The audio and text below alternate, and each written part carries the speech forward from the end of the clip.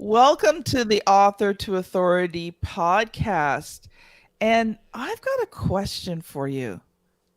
Does having an amazing home studio and a compelling presence make a difference not only on Zoom, in your videos, but also in your business? I am just so happy to have today's guest on because this is actually a topic that we have not really covered in depth on the show yet. So, Junaid, I am so glad that you're here today. Kim, thank you so much for having me. I am super excited to talk about my passion, and that is making sure that everybody looks good and sounds good on video. So, I'm going to ask you the question that everybody's probably really wondering. Well, in today's world of Zoom, everybody's on Zoom. Does it really make a difference to have that home studio and that amazing presence? Well, in one word, I'm going to say absolutely yes. Because, number one, it's been 3 years since the pandemic hit. You've had enough time to level up. That excuse is gone out the window. Basically, people are saying within 6 months, people started to level up their spaces because what we're doing is we're showing up as ourselves, and you don't go show up in person in pajamas. You don't go show up in person without your hair made or without your makeup. So think about that. Not leveling up your studio is the same as going to a very important meeting in your pajamas.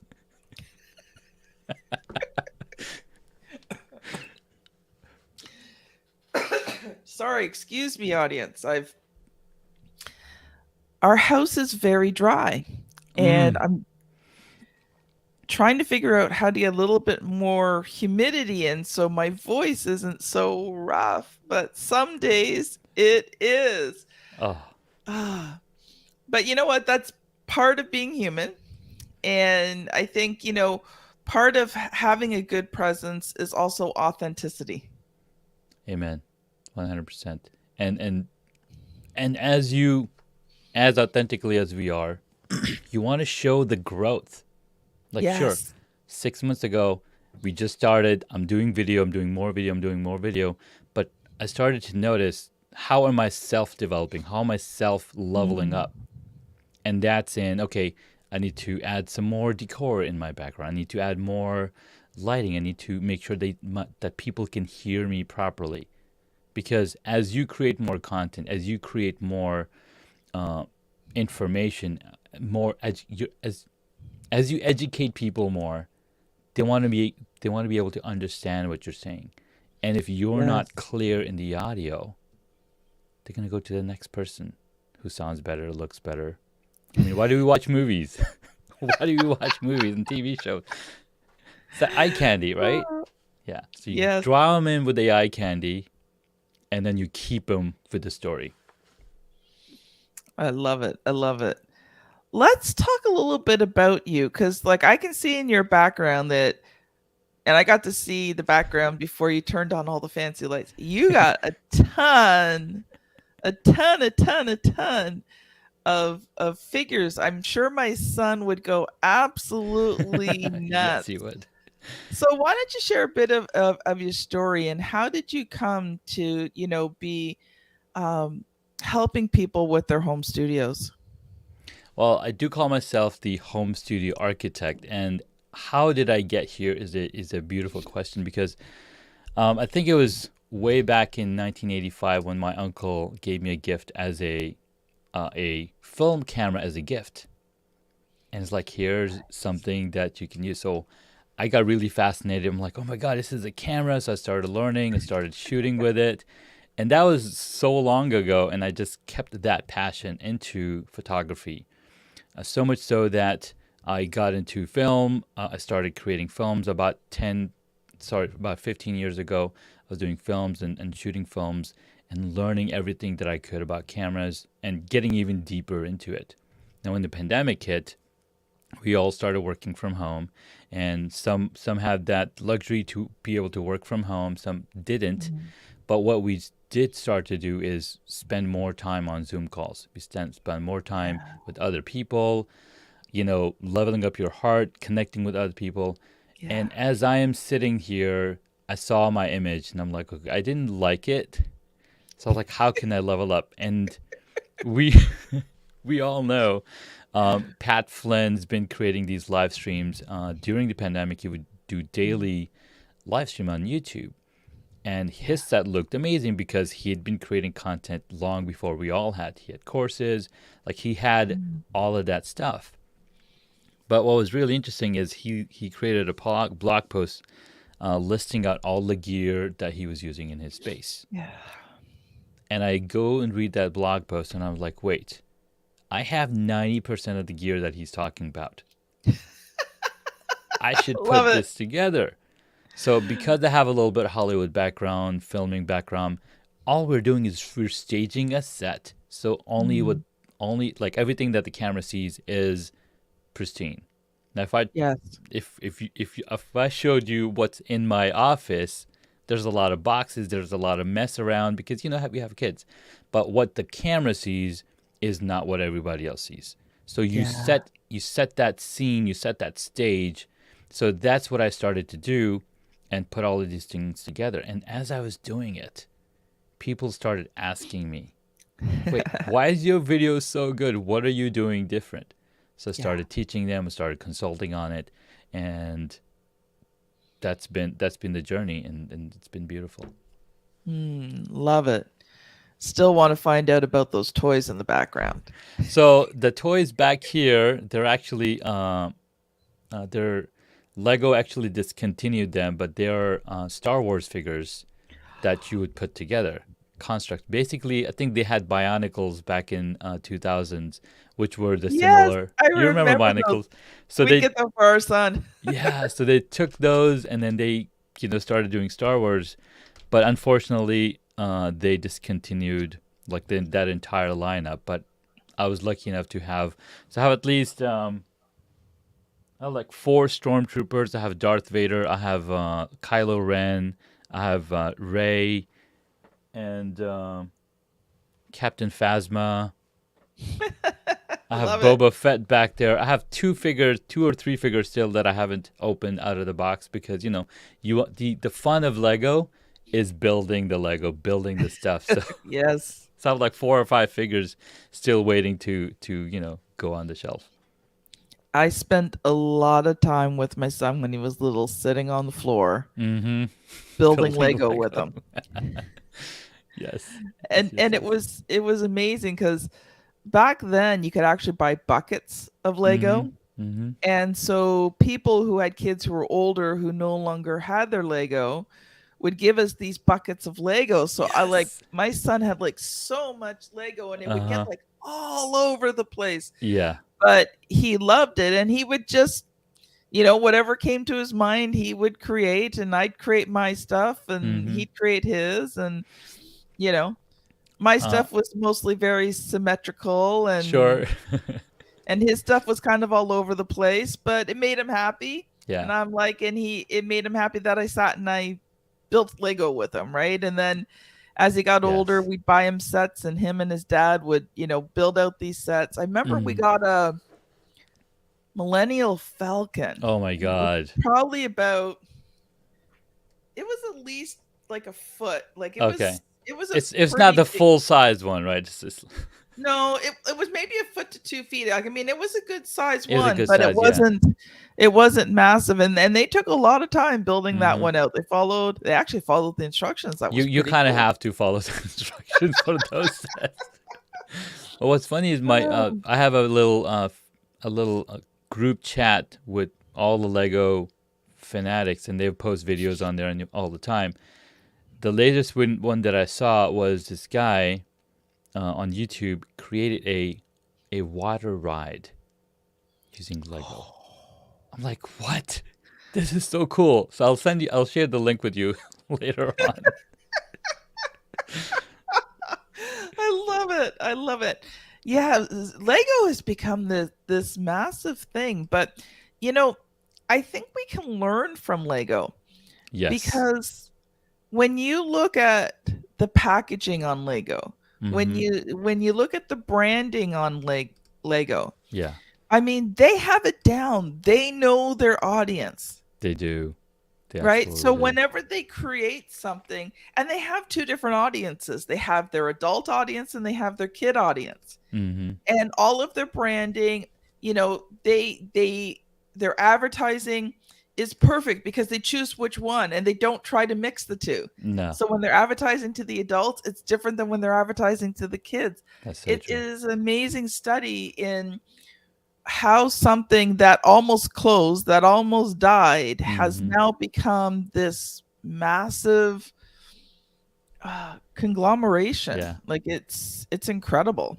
And I think just the other day I read a news that Lego hit 90 years.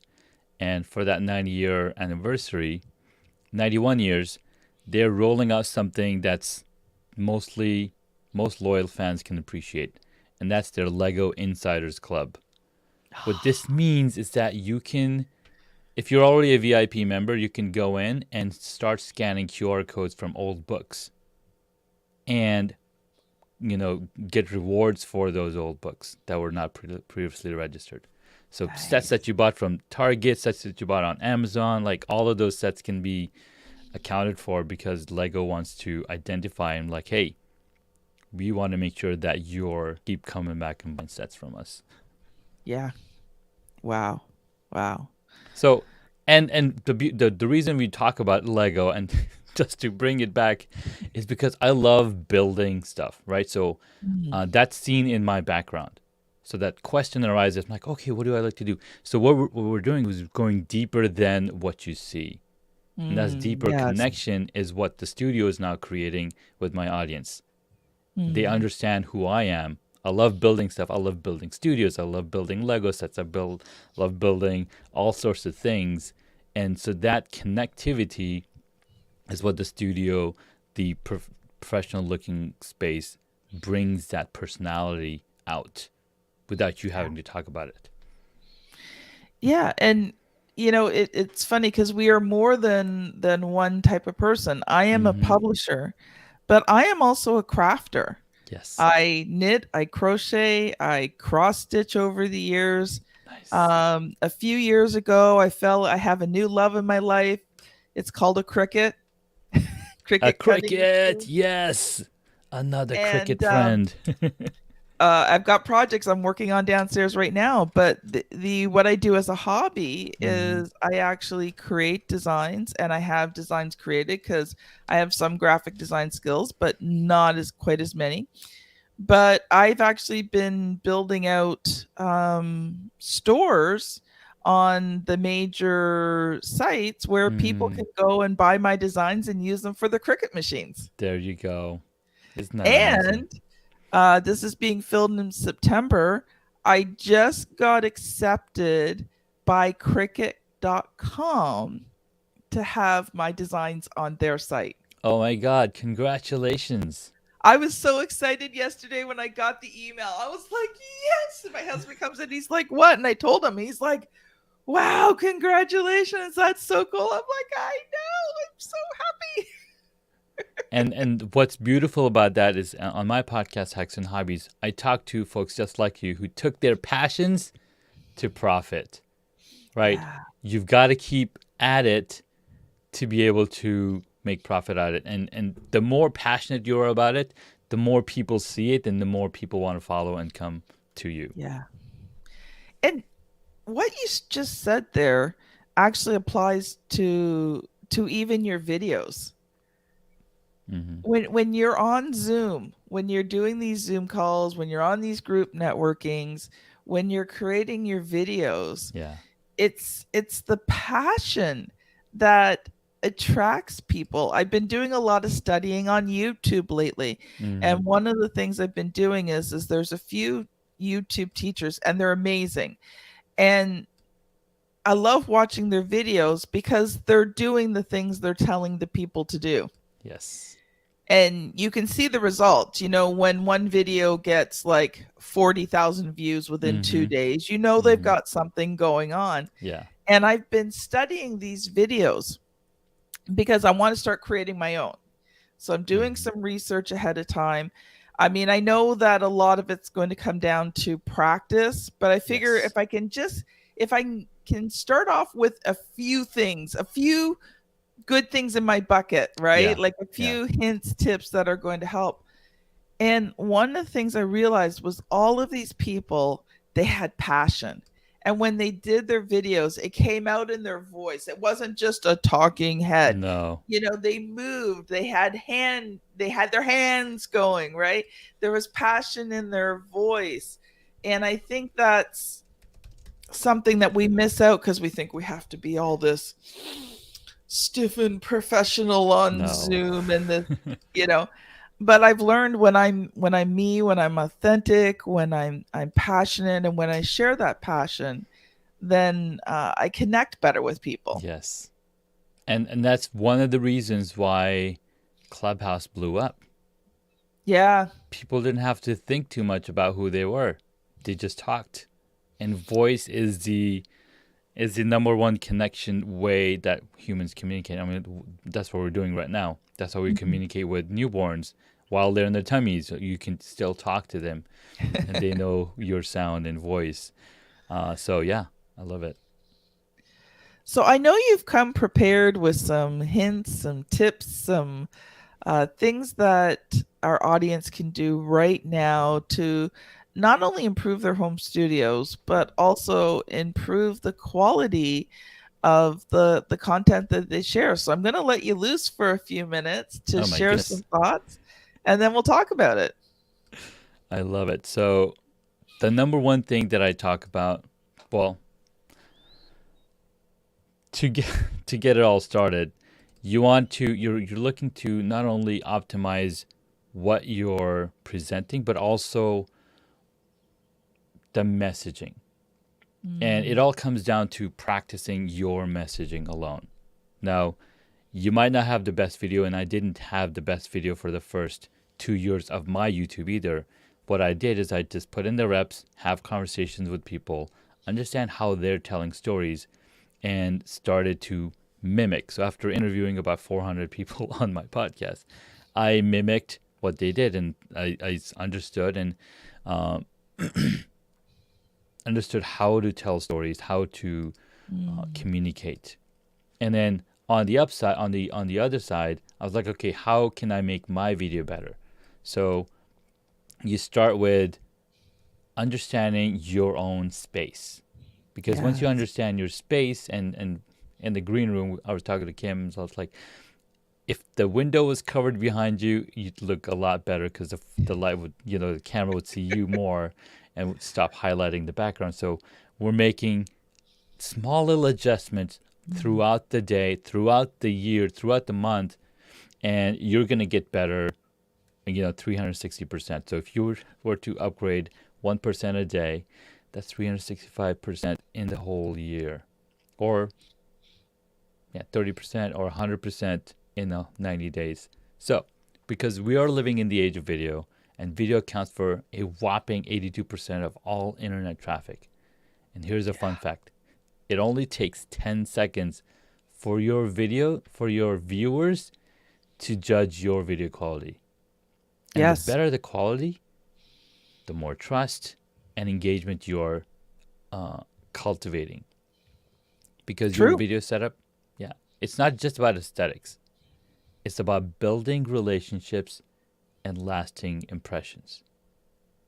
So, I couldn't agree with you more. Could not agree with you more. I mean, think of YouTube, like where this podcast is on YouTube, and I've been studying YouTube, and all of the books I read, all of the mm, people I follow, they all say the same thing. yeah, You've got seconds at the beginning of your video to catch their attention and keep them hooked enough to stay for the first minute. yeah, And if you yeah. don't keep them hooked after the first minute, guess what? They go find something else to They watch. go find something else because there are a lot of other options. There's a lot of Yes. options. It's almost like You're going to the grocery store and you're going to pick the best looking cereal box. Right. So we're all cereal boxes. Are you the best? Or Now, you're like me and you've had the same cereal for 3 years in a row now.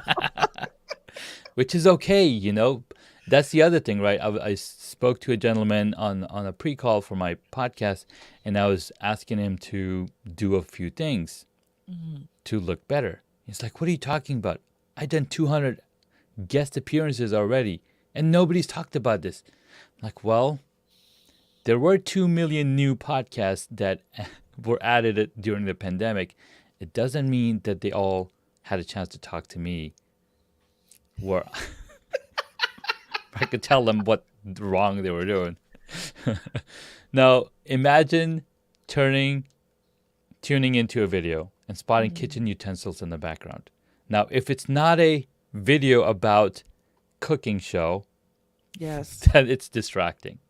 And as entrepreneurs, we need that dedicated space. So the few things that I love to talk about or point out is it's just three things: your lighting, your Mhm. audio, and what people see, visuals. Because we all have $1,000 camera in our pockets. Our smartphones can be used for really capturing high-end quality video. In fact, all the latest smartphones are certified by Dolby Vision and Dolby Audio to Nice. record content that is uh, good enough for Netflix to showcase on their show. And Netflix has a really stringent standard. So there's actually a movie called Unsane, I think, which was all shot on iPhone 7 Pluses, and it was on Netflix. So imagine, right? So we have the gear. It's all about lighting and getting the audio right. Yes. Okay. Once you have the lighting, audio, and visuals, you provide a seamless experience for your viewers. And then also fewer unexpected interruptions because you have a dedicated space. No photo bombs, right? No sudden photo bombs from kids and pets. Even though you'll see in some of my videos, my kids are in the shot because I brought them in. Like, hey, this is my kid. You want to create that connection. So, And sometimes the kids and the pets do interrupt, and when they do, you actually just incorporate it in. I yes. remember one podcast episode back when I lived in Ontario. So we moved about a year or so ago. Hmm. And the main phone for our house was in my office. And it wasn't intentional. It's just the way it turned out. And we Yeah. didn't think it through. And this was long before I was ever doing podcasts because we've been in Sure. that house for 30 years, right? Yeah. Yeah. And I remember one time I actually had a co host. My best friend was my co host for a period of time on the podcast.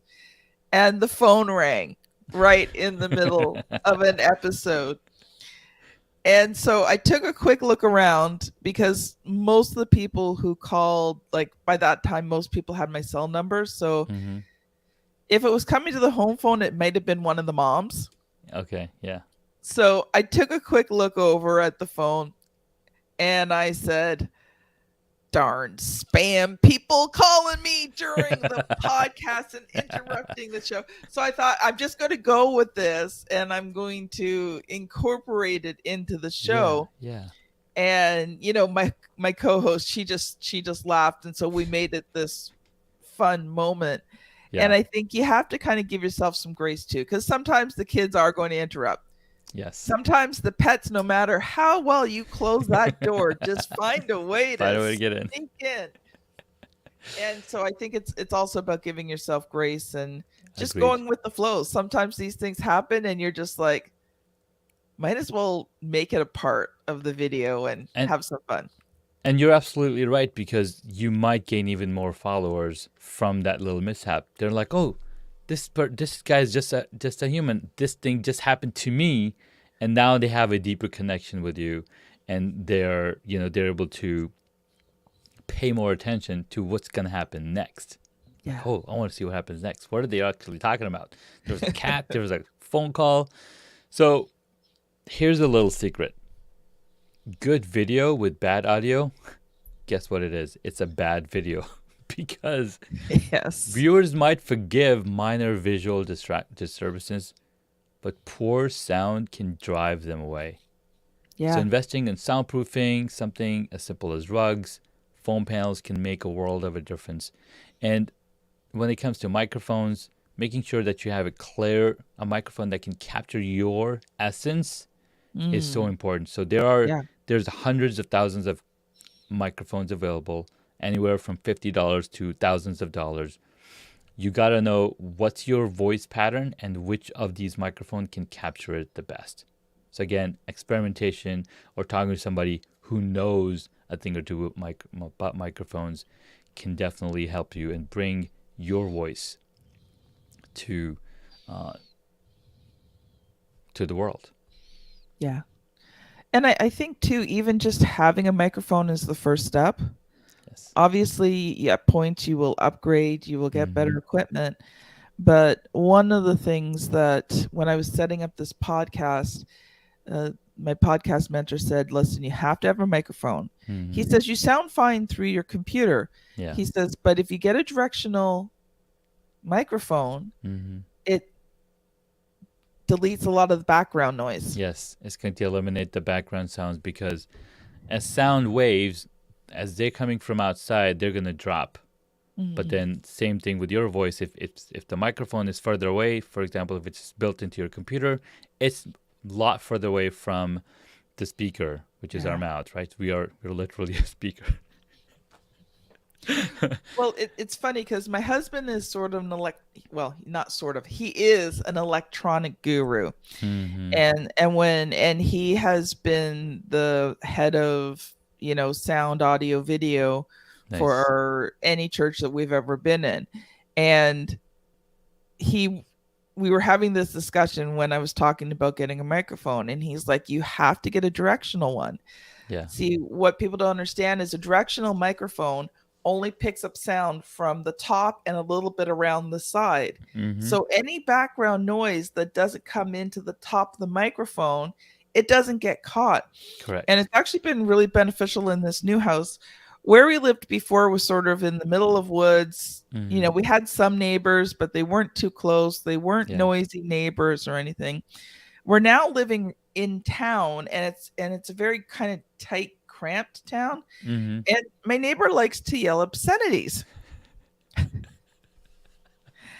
And so this microphone has been a real blessing, especially since I really want to keep my Apple clean rating. Amen. Amen. I totally get it. I totally know what you're talking about. But So.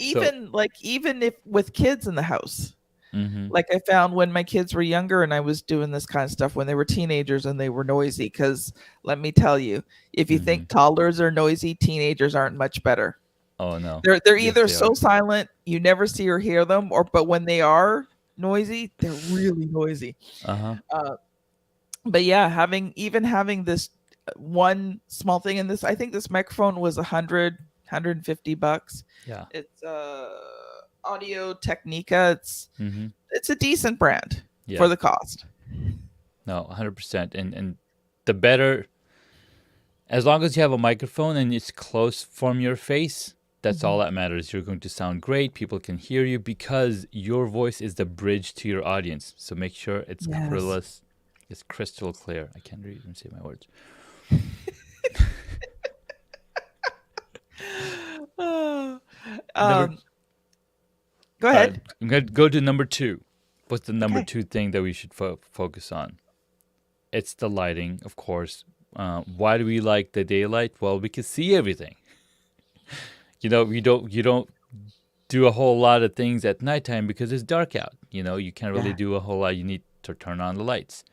So making sure that the lighting is done right, it could be a game changer or it can break your video quality. For example, Kim had this huge light coming on, the sun coming in from the background, and that can break the video because people are now just looking at the light and they're like, okay, I can't look at the sun. Next video. So you want to make sure that you're doing a good, you're making that lighting work for you, not against you.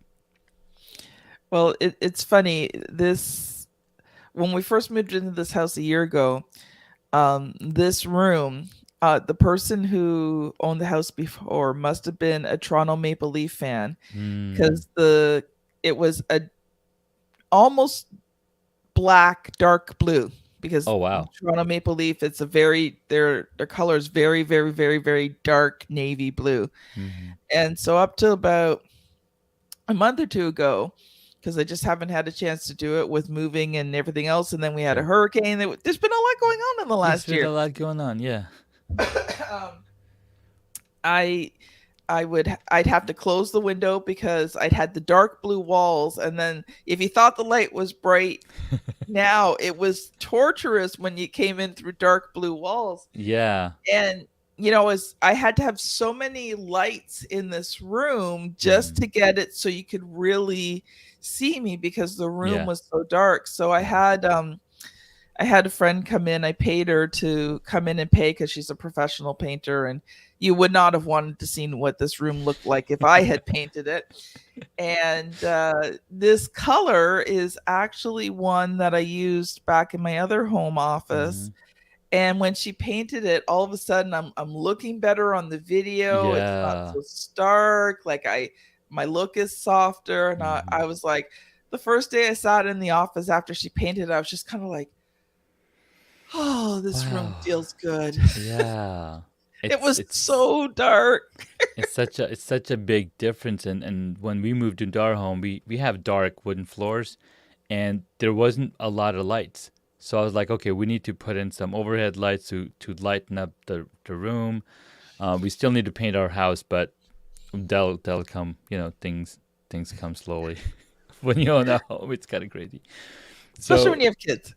especially if, exactly. So Well, lighting we is. are actually out of time, Oh believe my it or God, we're not. out of time. Oh my God, that's So crazy. you got time to share one more quick thought before we go. Okay. One more quick thought, so pay attention to lighting, make sure that you understand the basics of three-point lighting because that can drastically uplift your video quality. And we already talked about camera, getting the framing right on the camera is another cool thing. And lastly, I actually wrote a book called Mastering iPhone Video Production. It is available on Amazon, and that talks a lot about video production and setting up your lighting and all the good stuff as well. Would it work if you have an Android? Of course, it'll Okay. work on because I talk about the basics. I'm all about down to brass tacks, right? Understand the Mhm. basics, and you can once you can apply, you can literally then apply that to any camera. Nice. Nice.